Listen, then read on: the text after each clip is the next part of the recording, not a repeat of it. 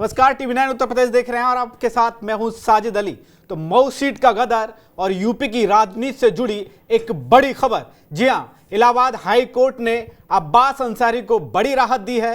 Hate speech मामले में अब्बास अंसारी को जो सजा मिली थी, जो निचली अदालत ने अब्बास अंसारी को जो सजा दी थी और जिसके चलते उनकी विदाई की गई थी, इलाहाबाद हाई कोर्ट ने उस सजा पर रोक लगा दी है।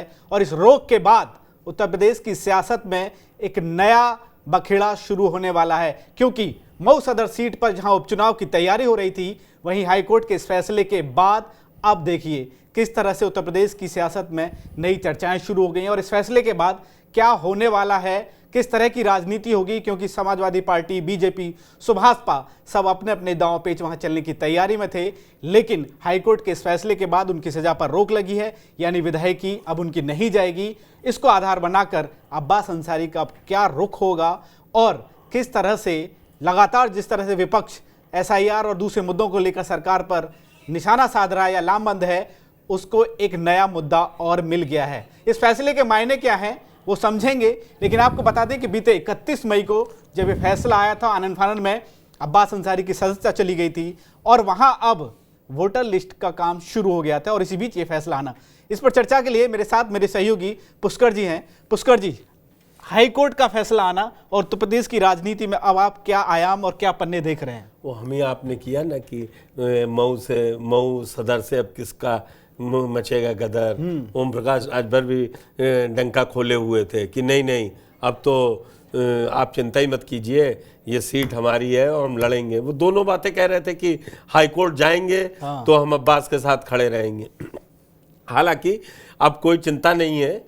और आपने अगर सुना होगा, अफजाल अंसारी जो उनके ताऊ हुए, उन्होंने कहा था कि ये सरकार हमको मतलब टारगेट कर रही है, इसीलिए ऐसा हो रहा है, हमको कोर्ट से राहत मिलेगी। और 31 मई को फैसला आया था, तब लगा कि अब ना हो जाए। और फिर आनन फानन में विधानसभा में सचिवालय ने नोटिस जारी किया और रिक्त कर दी। चुनाव आयोग को भी कर दिया गया, मतलब रुका कहीं नहीं, स्पीकर ने भी साइन कर दिया। मतलब ये कहा गया कि अब अब्बास अंसारी की विधायकी गई और पूर्व विधायक लिखे जा रहे थे अभी 2 घंटे पहले तक।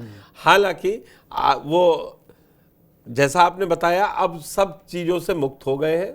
उनके वकील ने दलील में कहा, हमने यही कहा था कि चुनावी भाषण को आप आपराधिक उसमें चेंज कर रहे हैं और हमको राहत मिलनी चाहिए। दरअसल बीजेपी कुछ मामलों में ये दिखाना चाहती है, जो अब इस मामले को यहाँ पर ऐसे समझ लीजिए कि पूजा पाल वाले केस में जिस तरीके से, या राजू पाल के केस में कहें कि न्याय दिलाया गया था, तो और ये भी हो जाता कि मुख्तार अब्बास के घर से अब कोई लड़ेगा नहीं लड़ेगा, कोई नहीं लड़ पाएगा, ये भी कहानी चल रही थी। हालांकि अब वो 2.5 साल के लिए, कम से कम 1.5 साल के लिए विराम लग गया है। हाँ, 2027 तक के लिए। और दूसरा, जिस तरह से वहाँ एकदम सरगर्मियां चेंज हुई थी, बदली, और लगने लगा कि वहाँ तो केशव प्रसाद मौर्य कह रहे हैं कि कमल लड़ेगी, कमल खिलेगा। तो ओम प्रकाश राजभर भी दबी जवान में चाह रहे थे। और मैं आपको बताऊं, अंतोगत्ता सब जान रहे थे अंदर अंदर राहत मिलेगी। इसी तरीके से ठीक 24 चुनाव पहले इनके ताऊ अफजाल अंसारी की भी सदस्यता गई थी किसी मामले में, फिर उनको भी सुप्रीम कोर्ट से राहत मिली। फिर ये हुआ कि अच्छा, इसमें निलंबित की गई है तो कि कहीं सदस्यता आगे नहीं। मतलब एक तरीके से जब हाई प्रोफाइल सामने नेता होता है तो फिर हर तरीके की जरा सी संभावना पर भी उस पर कहानी तय हो जाती है। और सोशल मीडिया आज का यही है। कुल मिला के अब्बास अंसारी को राहत मिली है। फिलहाल इस केस में उनकी विधायकी, अब वो फिर एमएलए हो गए हैं, इसमें कोई दो राय नहीं है, क्योंकि ये सजा निलंबित नहीं हुई है, सजा रद्द की है कोर्ट ने।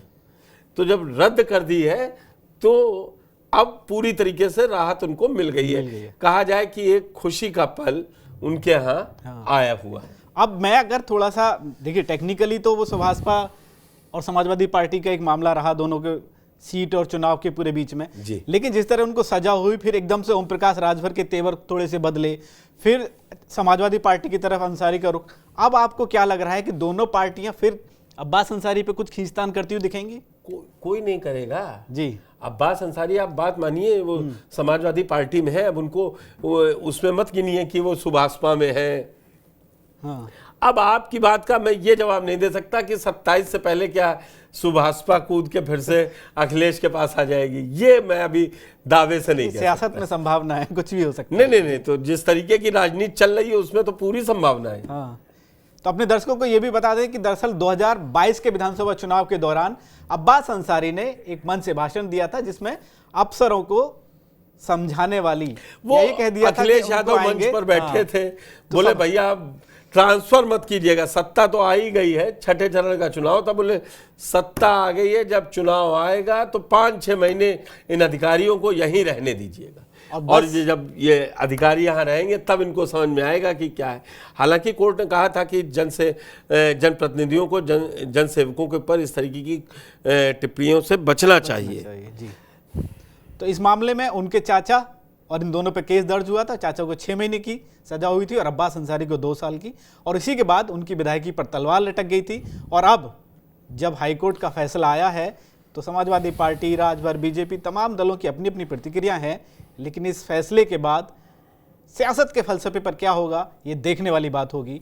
वैसे अब आप अगर और समझें कि जो कहा जा रहा था कि साहब मऊ सीट पर अगर चुनाव होता है या सब चीजें होती हैं तो बहुत सारे नाम आ गए, माफिया बना माफिया होने लगा और सारी चीजें हो गई। वो लोग जो तैयारी कर रहे थे उनका अब 27 तक इंतजार कीजिए। अब 27 तक इंतजार करना पड़ेगा। तो देखिए अब 27 तक इंतजार करना पड़ेगा, लेकिन इस फैसले के बाद यकीनन प्रदेश की राजनीति में विपक्ष को एक बड़ा मुद्दा मिल गया है, जो फिर से सरकार, बीजेपी, चुनाव आयोग, उन सब पर निशाने लगाते हुए आपको तमाम लोग दिख जाएंगे। फिलहाल इस खबर में इतना ही। इस खबर पर क्या है आपकी राय, हमें कमेंट बॉक्स में जरूर बताएं। बाकी तमाम खबरों के लिए आप जुड़े रहिए TV9 डिजिटल के साथ।